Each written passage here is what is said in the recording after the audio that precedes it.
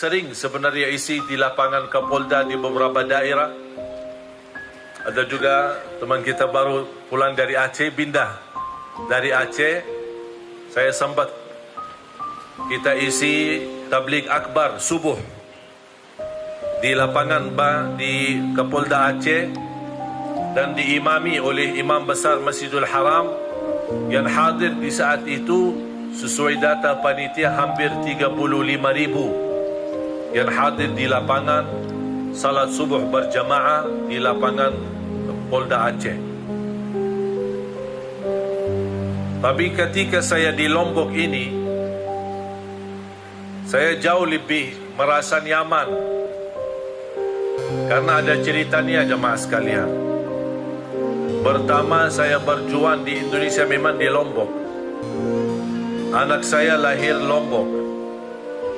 Salah satu kakek saya meninggal, mati syahid karena lawan jajah Jepang di Lombok. Bahkan salah satu kakek, ayah dari ibu saya sendiri, termasuk dia juga kelahiran di Indonesia di Bumi Ayu, dan juga adiknya juga kelahiran Lombok.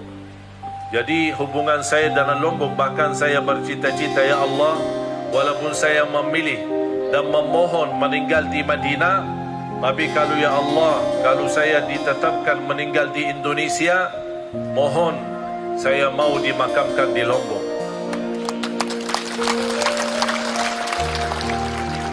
Lombok termasuk pulau kesayangan saya. Makanya saya tadi sampaikan ke Pak Kanwil, menjadi insyaAllah rencana kami bersama Pak Kapolda, Pak Brimob, untuk kita ke depan insyaAllah memimpin dan membina anak-anak Lombok ini menjadi calon hafiz-hafizah untuk acara Hafiz Indonesia di RCTI.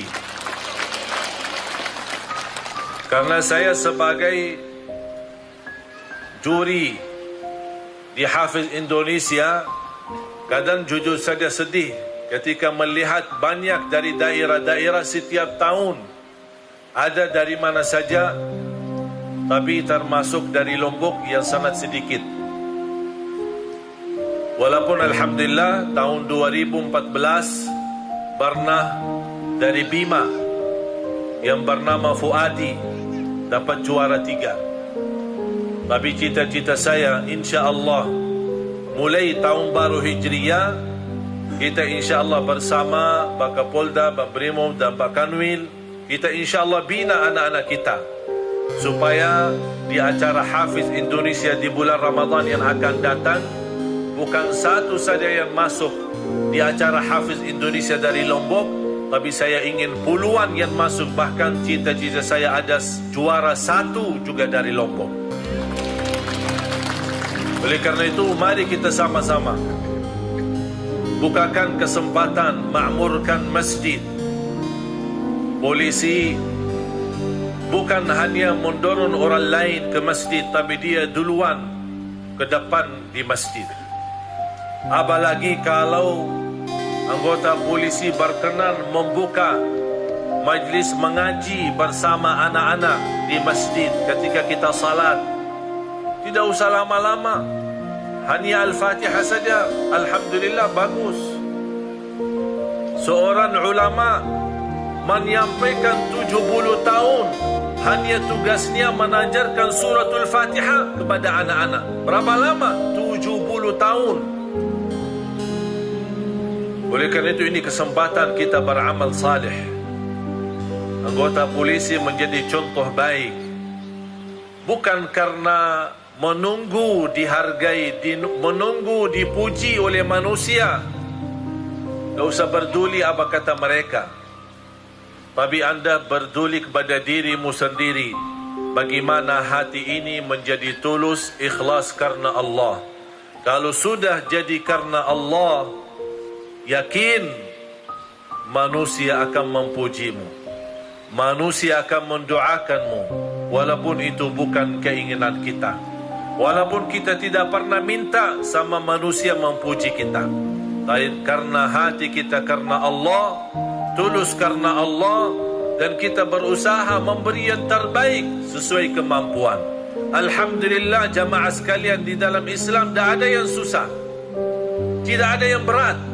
La yukallifullahu nafsan illa wus'aha, sesuai kemampuan. Ada yang mampu dari segi pelayanan, ada yang mampu polisi menajarkan anak-anak suratul Fatihah, ada orang polisi yang mampu menajarkan anak cara wudhu yang benar, ada polisi yang bisa membawa anak supaya berbakti baik sama orang tua. Masing-masing memberi yang terbaik, tidak harus menjadi sempurna, dan kita manusia pasti tidak terlepas dari kekurangan.